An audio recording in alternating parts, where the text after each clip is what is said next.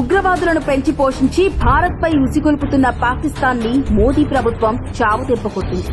I say to the whole world, India will identify, track and punish every terrorist.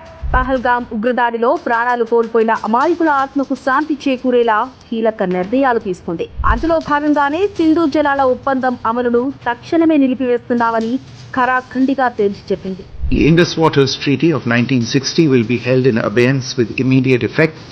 ఈ నిర్ణయంతో ఉగ్రవాదులకు ఆశ్రయం కలిగిస్తున్న పాకిస్తాన్ పరిస్థితి దుర్భరంగా మారింది.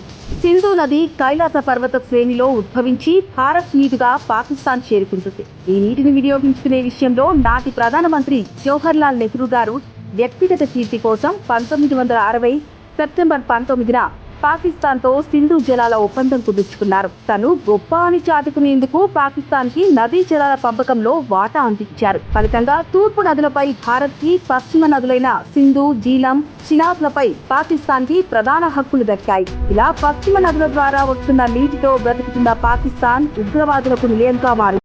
నాడు కాంగ్రెస్ చేసిన తప్పిదం కారణంగా నేడు పాకిస్తాన్ భారత్ పై దాడి చేసే స్థితికి వచ్చింది.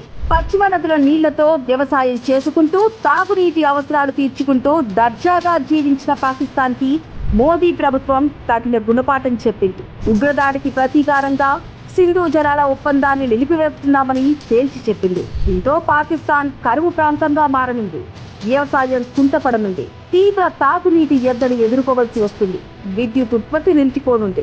పాకిస్తాన్ ఆర్థిక వ్యవస్థ కుదేలవుతుంది.